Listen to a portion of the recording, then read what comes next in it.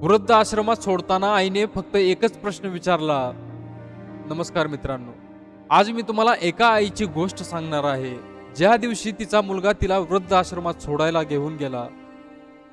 त्या दिवशी त्या आईने फक्त एक प्रश्न विचारला आणि तो प्रश्न ऐकून तिथे उभे असलेल्या प्रत्येकाच्या डोळ्यात पाणी आलं.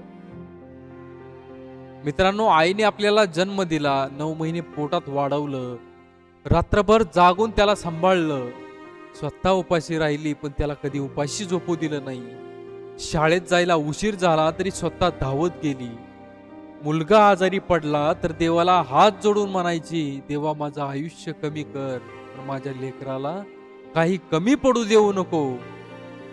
वर्ष गेले, मुलगा मोठा झाला, शिकला, नोकरीला लागला, लग्न झालं, स्वतःचा संसार सुरू झाला आणि हळूहळू आई घरात असूनही परकी व्हायला लागली.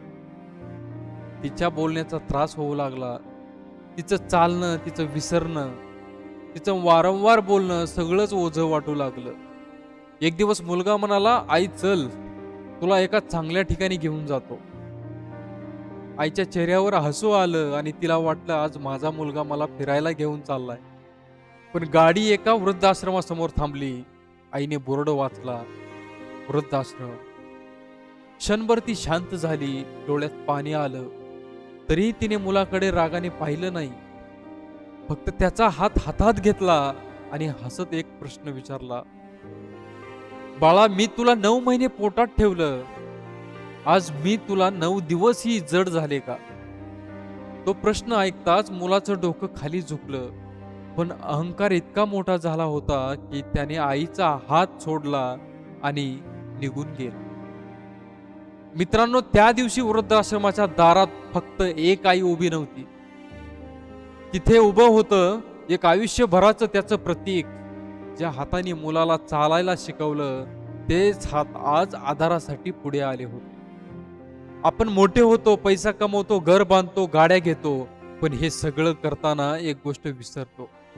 आपण जे आज आहोत ते आई वडिलांच्या त्यागामुळे आहोत. मित्रांनो, वृद्धाश्रम वाईट नाही. काही वेळा परिस्थिती खरोखर कठीण असते आणि प्रत्येक कुटुंबाची कथा वेगळी असते.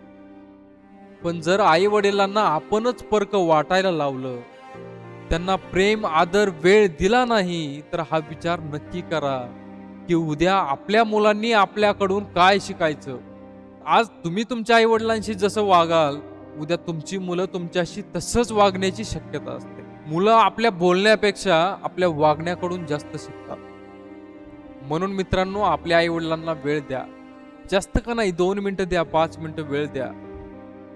त्यांच्या जवळ थोडंसं बसा, त्यांना विचारा तुमची तब्येत कशी आहे.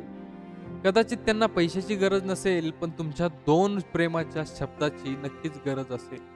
आई वडिलांना शेवटच्या काळात काय हवं असतं?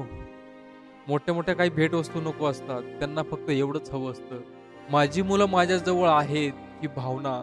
मित्रांनो, आई वडिलांना वृद्धाश्रमात ठेवणं हा प्रत्येक वेळी चुकीचा निर्णय असेल असं नाही, पण त्यांना आपल्या मनातून दूर करणं, त्यांना एकटं पाडणं आणि त्यांना ओझं समजणं ही मात्र आयुष्यभर न भरून येणारी चूक आहे.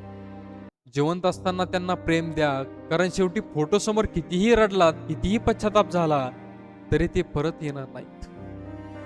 मित्रांनो, आपल्या आई वडिलांवरती प्रेम करत राहा. आई वडिलांना ओझं समजू नका, कारण त्यांच्या त्यागावरच आपलं आयुष्य उभा आहे. धन्यवाद मित्रांनो. व्हिडिओ आवडला असेल तर व्हिडिओला लाईक करा, पुढे जास्तीत जास्त शेअर करा आणि आपल्या संघर्षाची आवाज या चॅनलवरती जर नवीन असाल तर चॅनलला सबस्क्राईब करायला विसरू नका. धन्यवाद.